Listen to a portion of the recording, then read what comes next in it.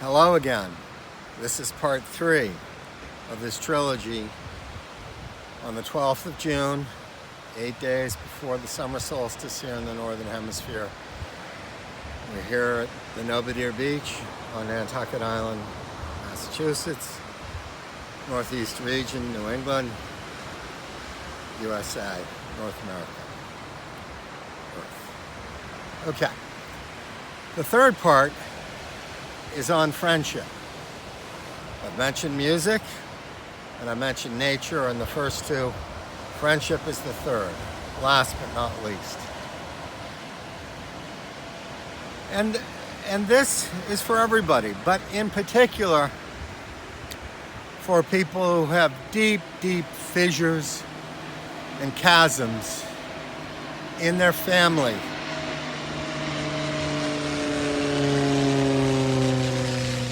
Life. We had to pause because of the plane.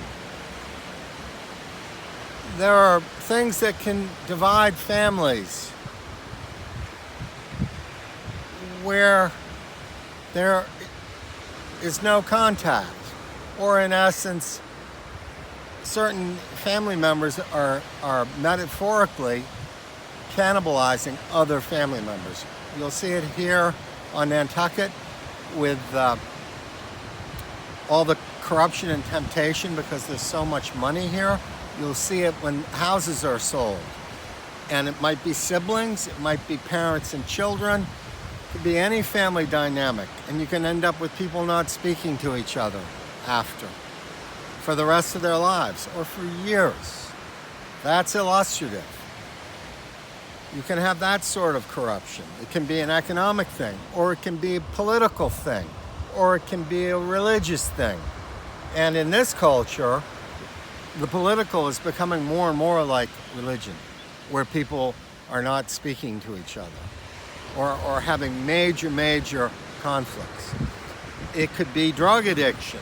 It could be, at certain stages, of course, if there's dementia or Alzheimer's, then the person isn't there, but it could still be a very, very loving situation. I went through it with my grandmother Wyatt, and there's still a relationship, but it can, of course, destroy a lot of what was there. So I want to mention something. The old cliche is you can't choose your family, but you can choose your friends. In my case, now I'm going to speak personally for a moment. I have a situation with my mother that is broken, and I don't see any way of repairing it, and it has to do with religious fundamentalism and fanaticism, and I can't abide it anymore in my life, and she's not going to change, and it is the most painful thing I have ever been through, and it continues, and I've been through many other deep pains. What helps, and what is both a salve and a balm, is friendship. And it is critical. I mean, for all people, it's important to have deep, good friendships. But in particular, for people who have deep, deep problems in their families, where the family dynamic is toxic, or in some cases, people actually don't have family. There is that as well. But more commonly, a toxic family or an utterly dysfunctional family. It is absolutely critical to go to your friends. And I will tell you, in my own life, right now, I have finally really made an effort to reconnect with some of my oldest, deepest friends.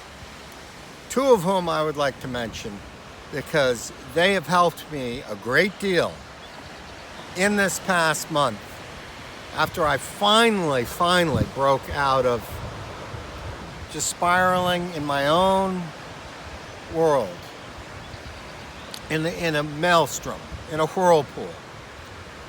And their names are Marty Piombo, who's all the way across the country, and Brian Jardine, who's in Europe. They've helped me materially, they've helped me emotionally, they've helped me spiritually, they've helped me mentally, everything. And I haven't seen either one of them in half my lifetime and theirs. That's illustrative. And it's very, very important, I would add, that you really figure out who your friends are and who are, and what is actually superficial, or people who are actually acquaintances or associates or little bits and bobs of friendship, but not a deep, powerful, broad thing. And it is critically important. No man, no woman is an island. There are very, very few human beings who can do that psychologically. There are one or two, I suppose, or they adjust to it if they're true hermits. But I say it to everyone, but in particular to people who are from very, very damaged or broken or non-existent family structures. And I'd like to add something else. It is sort of an aside, and it's not universal, but having to do with American society. A lot of people aspire to be here, and they love the economics, the business sense of Americans, and the material, if one is actually on the upside of that.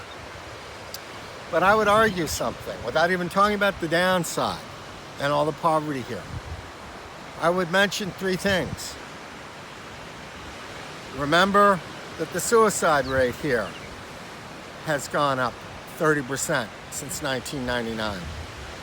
Remember that we have 40 million Americans, that's about 1 in 8, on antidepressants as I speak. Bear in mind that we have an absolute scourge and epidemic of young people losing their lives to opiates, whether natural or artificial. And that is definitely an aside.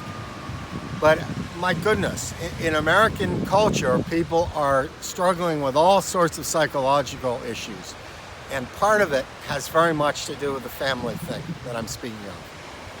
So go to your friends, your real friends. And I'm going to leave it at that. And God bless.